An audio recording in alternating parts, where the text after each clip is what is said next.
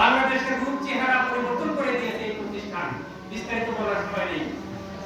তোমাদের মতো একটা সাধারণ স্কুলে পড়তেন তিনি, মুসলিম হাই স্কুলের ছাত্র ছিলেন। মুসলিম হাই স্কুল, জেলা স্কুল বা সরকারি বড় কোনো প্রতিষ্ঠানের ছাত্র ছিলেন না। জন্ম হোক যথা কর্ম হোক ভালো, কবিরাই কথা বলেন। তুমি কোন প্রতিষ্ঠান থেকে পাস করেছো এটা কোনো বিষয় নয়। সরকারি কলেজের ফেল করা একজন ছাত্র আর আমার কলেজ থেকে যদি একজন এ প্লাস পায়, দুজনের তুলনা করলে কি সমান হবে? কখনো নয়।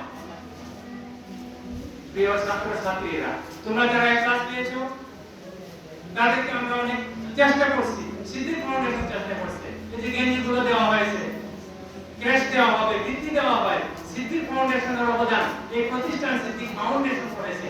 সিদ্দিক ফাউন্ডেশন শীতকালে এখানে গরিবদের মধ্যে কম্বল বিতরণ করে, রোগীদের কয়েকদিন আগে চক্ষু শিবির করলো, এরকম অনেক কাজ করে সিদ্দিক ফাউন্ডেশন। দেশব্যাপী কাজ করে। এর আগে পাকিস্তানে একটি চক্ষু শিবির করেছে, সিদ্দিক ফাউন্ডেশন বহু চেষ্টা করছে। প্রিয় ছাত্র ছাত্রীরা, আমি একটি কথা বলবো, সিদ্দিক ফাউন্ডেশন যাদের দ্বারা হলো তারা কিন্তু একজন দুইজন নন। মরহুম নুরুল ইসলাম সিদ্দিক সাহেবের 10 জন ছেলে মেয়ে, প্রত্যেকেই যোগ্য, প্রত্যেকেই যোগ্য, প্রত্যেকেই যোগ্য। আর আমার ভাষায় প্রত্যেকেই বড় আলেম। আমরা শুধু হুজুরদেরকে আলেম বলি না, প্রত্যেক শিক্ষিত বড় আলেম। এই যে সরকারি কলেজে স্যার আসছেন, তিনি একজন আলেম। আমরা একটা সীমাবদ্ধ করে ফেলেছি, যারা শিক্ষিত হবে তারাই আলেম, যাদের চোখ দিয়ে দেখবে, যে বুঝবে কোনটা ভালো কোনটা মন্দ, যার বুঝার সামর্থ্য আছে লেখাপড়া করার পর, সে হলো যোগ্য, সেই আলেম, সেই শিক্ষিত। আর যে পাস করেছে এমএ, বড় বড় ডিগ্রি নিয়েছে, পিএইচডি ডিগ্রি নিয়েছে, অথচ সত্য মিথ্যা বুঝতে পারে না, সত্য মিথ্যার পার্থক্য করতে পারে না, ভালো মন্দের পার্থক্য করতে পারে না, তারা হচ্ছে মূর্খ, শিক্ষিত মূর্খ। প্রিয় ছাত্র ছাত্রী, তোমরা শিক্ষিত হয়েছো যারা পাস করে গেছো কি পর্যন্ত, এসএসসি লেভেল, কিন্তু তোমাদের একটা যোগ্যতা হয়েছে আমি ভবিষ্যতে কি করব। আমি একটু কথা বলবো, আমার এখান থেকে ক্লাস পেয়ে অন্য প্রতিষ্ঠানে গেছে, বড় প্রতিষ্ঠানে লেখাপড়া করবে, পরে ডিভিশনে পাস করেছে, মানে সি গ্রেডে। আবার দুই একজন ফেল করেছে। আমার শিক্ষকের সন্ধান পর্যন্ত ভালো প্রতিষ্ঠানে পড়তে গিয়ে ফেল করেছে, ফেল।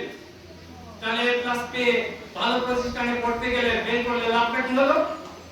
তোমাদের প্রতি আমার একটা উপদেশ, এখানে আমাদের জেনারেল স্কুল আছে, কলেজ আছে, বিএম কলেজ আছে। তোমরা ভবিষ্যতে কি পড়বে প্ল্যান যদি থাকে সেই মতো আগাও। তোমার প্ল্যান ছাড়া উদ্ভ্রান্তের মতো রাস্তা নাই, অথচ চলাফেরা করছো, একবার এদিক একবার ওদিক একবার ওদিক, পরে লাস্টে দেখা গেল কি তুমি তোমার গন্তব্য যেখানে সেখানে যেতে পারোনি, গন্তব্য ঠিকই করোনি, আগে পরে কি করেছো, পরে পৌঁছাতে পারোনি, জীবনটা ব্যর্থ। প্রিয় ছাত্র ছাত্রীরা, আমার কথা আমি দীর্ঘ করব না, যারা পাস করেছো তাদের প্রতি আমার উপদেশ, তোমার আব্বা আম্মা তোমাদেরকে ভালো চায়, কিসের জন্য? ভবিষ্যৎ তোমরা সুন্দর করবে, এই জন্য তোমরা সিদ্ধান্ত নেবে। আর এই প্রতিষ্ঠানে এখানে যেহেতু জেনারেল কলেজ আছে, কারিগরি শাখা আছে, কারিগরি কলেজ দুইটা শাখায় আছে, তোমাদের প্রতি আমার আহ্বান থাকবে, আগে চিন্তা করবে যে আমি কি হব। আমি যদি ডাক্তার হতে চাই এখানে টাকা চলবে না, আমি যদি বড় ইঞ্জিনিয়ার হতে চাই বুয়েটে ভর্তি হব, তাহলে এখানে টাকা দরকার নাই, আমি বলবো তারা যাও। আর যারা মনে করো আমি অনার্স করব, আমার অনার্স পাস করে যে আমার ছাত্র বাবুল, এই যে এখানে অনুষ্ঠানের সবথেকে বড় সহযোগিতা করে বর্তমানে আমার এই ছাত্র, এই যে আমার পাশে দাঁড়ানো, বিশ্ববিদ্যালয়ের কিন্তু সেকশন অফিসার, বড় অফিসার, কিন্তু সে চাকরি করা হয় না, আমার এই কলেজ থেকে, বিএম কলেজ থেকে পাস করে গেছে। আমার কলেজ থেকে পাস করে ডাচ বাংলা ব্যাংক সহ আরো বিভিন্ন ব্যাংকে চাকরি করছে ছাত্র, মোটামুটি একটা কর্ম করে খাচ্ছে তারা। প্রিয় ছাত্র ছাত্রীরা, আসল কথা হচ্ছে কি তুমি কতটুকু যোগ্যতা অর্জন করলে?